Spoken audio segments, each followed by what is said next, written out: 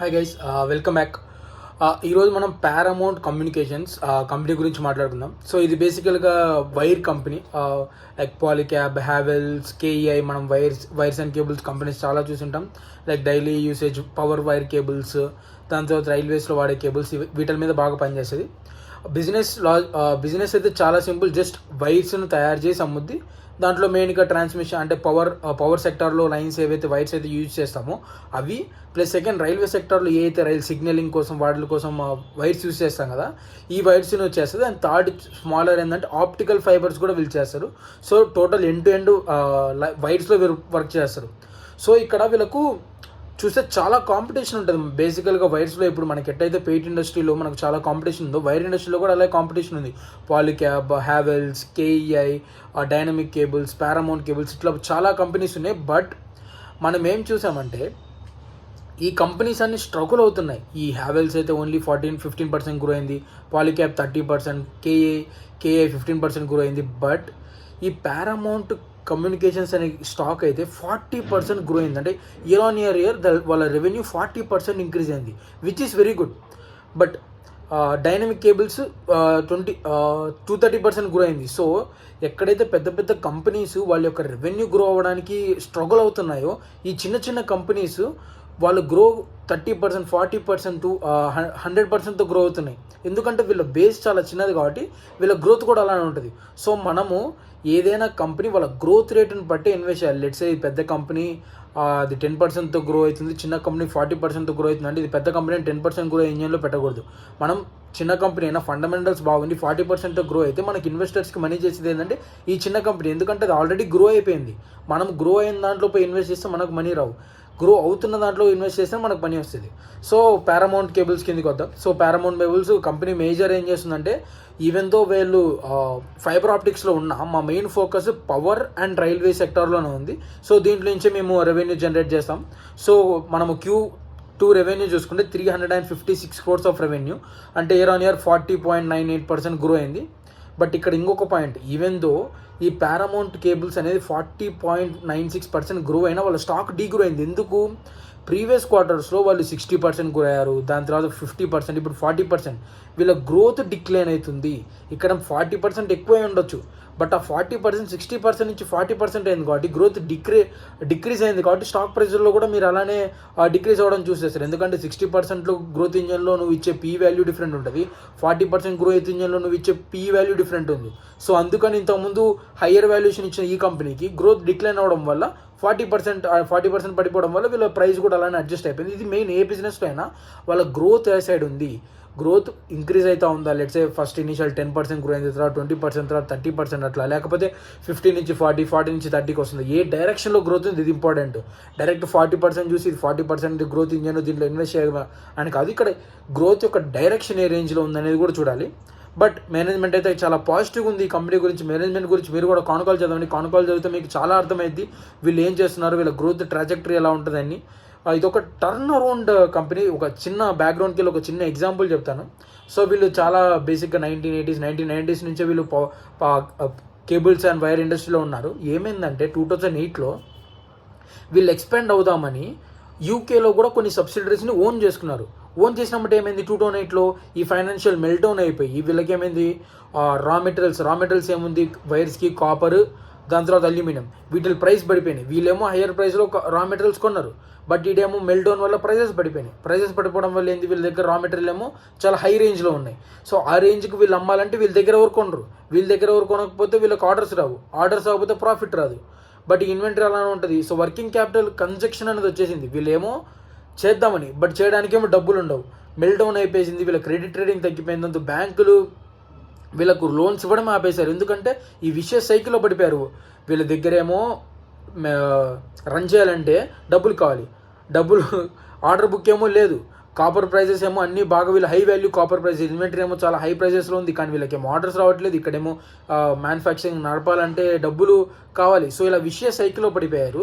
So ఇలా 10 years 2008 నుంచి 2019 వరకు చాలా స్ట్రగుల్స్ పడ్డారు. బట్ 2018 అట్ ది ఎండ్ వీళ్ళు ఎబిటా ప్యాట్ పాజిటివ్కి వచ్చేసారు. అప్పటి నుంచి టర్న్ అరౌండ్ స్టాక్ అయ్యి వీళ్ళు ఇంకా ఈ ఇండస్ట్రీలో వీళ్ళకున్న నాలెడ్జ్, వీళ్ళ ఎక్స్పీరియన్స్ని బట్టి ఇంతకుముందు చేసిన తప్పులేమి చేయకుండా ఆ తప్పులన్నీ గుర్తుపెట్టుకొని ఇప్పుడు ఒక కంపెనీని ఒక రైట్ డైరెక్షన్లో తీసుకొని వెళ్తున్నారు. So this is very good management. ఎంత management down sides up sides అన్నీ చూసి ఇప్పుడు ఎక్స్పీరియన్స్ తెచ్చుకొని ఒక కంపెనీ నడుపుతున్నాయి. సో మేనేజ్మెంట్ చాలా గొప్ప మేనేజ్మెంట్ ఇక్కడ మనం చూసుకోవాలి. ఎందుకంటే ఇంతమంది 10 years స్ట్రగుల్ ఉంటే చాలామంది మేనేజ్మెంట్స్ ఏం చేస్తుంది, కంపెనీని వదిలేసి వేరే కంపెనీని పెట్టడం, వేరే ఇండస్ట్రీకి వెళ్ళడం ట్రై చేసేది. బట్ వీళ్ళు ఏంటంటే స్టిక్ ఆన్ అయ్యి కంపెనీని ఎలా టర్న్ ఓవర్ చేయాలని వర్క్ చేసి దాన్ని టర్న్ అరౌండ్ చేసి ఇప్పుడు పాజిటివ్ కంపెనీగా ప్రీవియస్ 3-4 years నుంచి వీళ్ళు ప్యాట్ పాజిటివ్గా టర్న్ ఓవర్ అయ్యారు. సో ఇది కంపెనీ ఒక మేనేజ్మెంట్ గురించి, కంపెనీ వాళ్ళు వర్క్ చేసే దాని గురించి. ఇప్పుడు మనం బేసిక్గా మనము కాన్కాల్లోకి వెళ్ళిపోదాం. కాన్కాల్లో మేనేజ్మెంట్ ఏం చెప్పింది దాన్ని బట్టి ఏందని. Turn around company like I said, వీళ్ళు మెయిన్ టార్గెట్ ఏంటంటే 40% ఎక్స్పోర్ట్ మార్కెట్ నుంచి కూడా తెచ్చుకోవాలనుకుంటున్నారు. అంటే రెవెన్యూ 100% ఉంటుంది, దానిలో 40% మేము ఎక్స్పోర్ట్ మార్కెట్ టార్గెట్ చేస్తాం. ఎందుకంటే ఇక్కడ మార్జిన్స్ ఎక్కువ ఉంటాయి. ఏదైనా కంపెనీ వాళ్ళ ప్రొడక్ట్స్ని ఎక్స్పోర్ట్ చేస్తే వాళ్ళ యొక్క మార్జిన్స్ అనేది ఇంక్రీజ్ అయ్యింది డొమెస్టిక్ కన్నా. సో వీళ్ళేమంటున్నారు, మేము ఈ ఇయర్లో మా టార్గెట్ 500 crores రెవెన్యూ మేము ఎక్స్పోర్ట్ నుంచి తేవాలనుకుంటున్నాం. ప్రీవియస్ ఇయర్లో ఇది 236 crores అలా. బట్ వీళ్ళ మీరేం గుర్తుపెట్టుకోవాలంటే రా మెటీరియల్ ప్రైజెస్ పడితే వీళ్ళు ఎక్కువ అమ్మినా వాళ్ళ రెవెన్యూలో గ్రోత్ ఉండదు. లెట్సే ఇంతకుముందు ప్రైస్ 5 రూపాయలు ఉంది, నువ్వు 5 అమ్మితే నీకు ఎంత 25 రూపీస్ రెవెన్యూ అయింది. ఇప్పుడు 2 రూపాయలు పడితే నీకు రెవెన్యూ 10 రూపీసే. నీకు ఇక్కడ వాల్యూమ్ డిక్రీజ్ కాలేదు, 5 quantities అమ్ముతున్నావు, బట్ నీకు వాల్యూ డిక్రీజ్ అయింది కాబట్టి నీకు రెవెన్యూ కూడా డిక్రీజ్ అయింది. సో ఇది మేనేజ్మెంట్ ఏం చెప్తుందంటే మీరు మా వాల్యూమ్ మీద ఫోకస్ చేయాలి, వాల్యూ మీద కాదు. వాల్యూమ్ మాది ఇయర్ ఆన్ ఇయర్ గ్రోత్ ఉందనే ఉంది, బట్ వాల్యూ వల్ల మనకు రెవెన్యూలో ఫ్లక్చుయేషన్స్ రావచ్చు. బట్ మేమేం చేస్తున్నామంటే ఇప్పుడు వాల్యూస్ కూడా బాగా స్టేబుల్ అయ్యాయి కాబట్టి మాకు ఆర్డర్ బుక్ కూడా బాగుంది. So 500 crores of revenue target చేస్తున్నాం ఎక్స్పోర్ట్ మార్కెట్ నుంచి అని చెప్పింది. But like I said, main revenue contribution వీళ్ళు ఇక్కడ పవర్ అండ్ రైల్వే సెక్టార్స్ నుంచి వస్తున్నాయి. వీళ్ళంతా ఫైబర్ మీద ఫోకస్ కూడా చేయట్లేదు, ఎందుకంటే అన్ని కంపెనీస్ వస్తున్నాయి, ఇక్కడ కాంపిటీషన్ చాలా ఎక్కువ ఉంది. సో వీళ్ళ main focus power and railway sectors మీదే. సో వీళ్ళ ఇంతకుముందు వర్కింగ్ క్యాపిటల్ మనం ఈ విషయ సైకిల్ అనేది ఏది ఉందో అక్కడ నుంచి వీళ్ళు డెట్ అంతా డిక్రీజ్ చేసుకొని డెట్ ఫ్రీ అయిపోయారు. సో ఇప్పుడు వర్కింగ్ క్యాపిటల్ కన్స్ట్రెంటే లేదు, వీళ్ళ దగ్గర డబ్బులు ఉన్నాయి, పాజిటివ్ మేకింగ్, బ్యాంకులో కూడా బ్యాలెన్స్ బాగా ఉంది. సో వర్కింగ్ క్యాపిటల్ ఇష్యూస్ అయితే ఇప్పుడు వీళ్ళకి అస్సలు లేవు. సో ఇది మెయిన్ కంపెనీ. దాని తర్వాత వీళ్ళు ఏమంటున్నారంటే మేము కరెంట్ వర్కింగ్ క్యాపిటల్ ఇష్యూ అయితే తగ్గిపోయింది, బట్ ఆ వర్కింగ్ క్యాపిటల్ ఇష్యూ తగ్గిపోయింది, కెపాసిటీ ఉండాలి కదా. మా కెపాసిటీ ఇప్పుడు 100% యూటిలైజేషన్ ఉంది. సో మా దగ్గర వర్కింగ్ క్యాపిటల్ ఉంది, చేయడానికి అయితే డబ్బులు ఉన్నాయి, బట్ మెషినరీ అయితే లేదు. సో దీనికోసమని మేము ఐపీఓకి వచ్చి డబ్బులు రైజ్ చేసి ఆ డబ్బుల్ని మేము క్యాపెక్స్ చేస్తున్నాం. క్యాపెక్స్ చేసి మా యొక్క కెపాసిటీని 30,000 tons metric ton per annum తీసుకొని వెళ్తున్నాము. సో ఫుల్ యూటిలైజేషన్ ప్రకారం మాకు 1,800 crores వరకు రావచ్చు. సో ప్రీవియస్ ఇయర్ వీళ్ళు 1,000 crores ఆఫ్ రెవెన్యూ చేశారు. వీళ్ళు కమింగ్ అప్ న్యూ కెపాసిటీని యూటిలైజ్ చేసి 100% యూటిలైజ్ అయితే వీళ్ళకి మ్యాక్సిమం రెవెన్యూ 1,800 crores వరకు రావచ్చు. సో వీళ్ళేం టార్గెట్ ఏంటంటే మా టార్గెట్ మరి 40-50% కాదు, మా target 30% year on year grow అయ్యేటట్టు. సో మేము దాన్నే చూసుకొని దాన్ని బట్టి మేము కెపాసిటీ ఎడిషన్ కూడా చేస్తున్నాము. ఇన్ ఫ్యూచర్ కూడా మాకు ఇంకా గ్రోత్ బాగా కనపడితే ఇప్పుడైతే 30,000 మెట్రిక్ టన్ పర్ యానం ఉందో దాన్ని ఇంకొక గ్రీన్ ఫీల్డ్ ఇంకొక వేరే చోట పెట్టి అంతే దాన్ని డబల్ చేసి 60,000 మెట్రిక్ టన్ పర్ యానం కెపాసిటీకి వెళ్తాము. సో మా దగ్గర కన్విక్షన్ ఉంది, మేము 30% గ్రోత్ ఇంజన్తో గ్రో అవుతాము. దానికి తగ్గట్టు మాకు కావాల్సిన కెపాసిటీని కూడా అలా ఇంప్రూవ్ చేసుకున్నామని చెప్తున్నారు. Like I said, stock price ఎందుకు పడిపోయిందంటే గ్రోత్ ఇంజన్ తగ్గిపోయింది, 60% నుంచి 40%కి వచ్చింది. సో ఇప్పుడైతే వర్కింగ్ క్యాపిటల్ ఇష్యూస్ అయితే లేవు. ఆర్డర్ బుక్ 615 crores ఉంది. వీళ్ళు ఏమంటున్నారు మేనేజ్మెంట్, మ్యాక్సిమం ఆర్డర్ బుక్ మా ఎక్స్పీరియన్స్ అంటే ఇంతకుముందు మేము ఎక్స్పీరియన్స్ చేసాం కాబట్టి 4 months లోపల మేము కంప్లీట్ చేస్తాము. 80% ఆఫ్ ఆర్డర్ బుక్ మేము 4 months లోపల కంప్లీట్ చేస్తామని చెప్పి ఆర్డర్ తీసుకుంటాం. అంతకన్నా ఎక్కువైతే మేము ఆర్డరే తీసుకోము, ఎందుకంటే మేము చూసాము ఈ రా మెటీరియల్స్ యొక్క ప్రైస్ ఫ్లక్చుయేషన్ వల్ల మా వర్కింగ్ క్యాపిటల్ అనేది ఒక చోట స్ట్రక్ అయిపోతుంది, దీనివల్ల మేము గ్రో అవ్వలేకపోతున్నాం. సో మేనేజ్మెంట్ ఈ లెర్నింగ్స్ బట్టి ఏం చెప్తుంది, మా మ్యాక్సిమం ఆర్డర్ బుక్స్ మేము బేసికల్గా 4 months లోపల కంప్లీట్ చేస్తాం, అలాంటి ఆర్డర్సే తీసుకుంటామని చెప్తుంది. సో ఇది మెయిన్. వీళ్ళు B2C సెక్టార్లో అంత మెయిన్ ఫోకస్ లేదు, B2B సెక్టార్లోనే మెయిన్ ఫోకస్. లైక్ రైల్వే, దాని తర్వాత ఇప్పుడు మెట్రో ఉంది, మెట్రోకి కావాలన్నా మనకు వైర్స్ కావాలి, రైల్వేస్కి మనకు వైర్స్ కావాలి. ఇండస్ట్రీ గ్రో అవుతుంది కాబట్టి ఈ పవర్ ఇండస్ట్రీ మొత్తం గ్రో అవుతుంది, ట్రాన్స్మిషన్కి గ్రో కావాలి, కొత్త కన్స్ట్రక్షన్ జాయిన్ అయితే అక్కడ ప్రతి ఒక్క చోట మనకి ఇండియన్ జీడిపి పెరిగే ప్రకారం మన గ్రోత్ కూడా అలా ఉంటుంది, వైర్ ఇండస్ట్రీ గ్రోత్ కూడా అలానే ఉంటుంది. సో ఇది మెయిన్ కంపెనీ. బేసికల్గా వీళ్ళ పేరుతో పోలిస్తే వీళ్ళు చాలా బాగా గ్రో అవుతున్నారు. బట్ వీళ్ళు పోల్చుకుంటే గ్రోత్ ఇంజిన్ అనేది డిక్రీజ్ అయింది, 60-40%కి వచ్చేసింది. బట్ మేనేజ్మెంట్ ఏం గైడ్ చేస్తుందంటే మాకు ఇప్పుడు వర్కింగ్ క్యాపిటల్ బాగుంది, సో మేము కెపాసిటీ ఇంక్రీజ్ చేసుకుంటున్నాము, సో స్లోగా 30% గ్రోత్ ఇంజిన్తో మేము గ్రో అవుతామని చెప్తుంది. సో పిఈ కూడా దాదాపు 25 ఉంది, విచ్ ఈస్ వెరీ గుడ్. దాని తర్వాత మనం ఇక్కడ ఇంకొక పాయింట్ మీరు చూస్తే రెవెన్యూస్లో ప్యాట్ మార్జిన్స్ అనేవి డీగ్రో అయ్యాయి. ఎందుకంటే like I said last 10 years వీళ్ళు లాస్ మేకింగ్ కదా, సో వీళ్ళు ఏం చేశారంటే ఈ లాస్ మేకింగ్ అన్ని చూపించుకొని ఇప్పుడు దాకా ట్యాక్స్ కట్టలేదు, దానికి కట్ ఆఫ్ చేసేసుకొని వీళ్ళేం ట్యాక్స్ కట్టలేదు, కానీ ఇప్పటి నుంచి ట్యాక్స్ కట్టాల్సి వస్తుంది.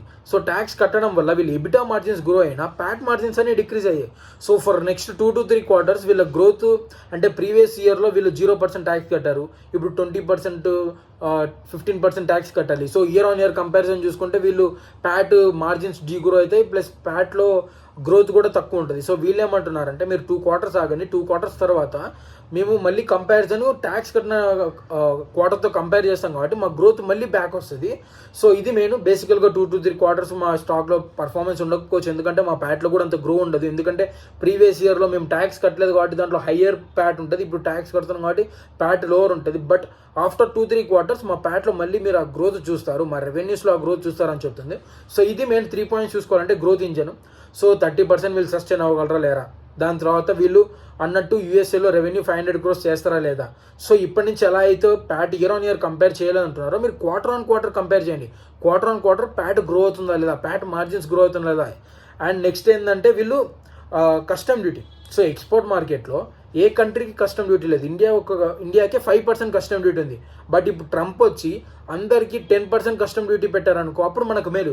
లేదు మిగతా వాళ్ళకి ఏ కస్టమ్ డ్యూటీ పెట్టను, ఓన్లీ ఇండియా వాళ్ళకి 5% కస్టమ్ డ్యూటీ పెడతా అంటే అక్కడ కూడా కొంచెం అంత గ్రోత్ ఉండదు. సో గ్రోత్ అనేది ఉంటుంది కానీ మరీ ఎక్స్పెక్టెడ్ గ్రోత్ ఉండదు, ఎక్స్పోనెన్షియల్ గ్రోత్ ఉండదు. సో ఈ 3 points గుర్తుపెట్టుకోండి. కంపెనీ అయితే చాలా మంచిది, మంచి మేనేజ్మెంట్ చాలా experienced management, turn around company. But బేసికల్గా చూసుకోవాలంటే 2 to 3 quarters స్లో డౌన్ ఉంటుంది, బట్ దాని తర్వాత పికప్ స్టార్ట్ అయింది. సో ట్రాక్ చేయండి, ట్రాక్ చేసిన కంపెనీ మళ్ళీ ఎప్పుడు పికప్ స్టార్ట్ అయిందో అప్పుడు ఇన్వెస్ట్ చేయండి. Thank you.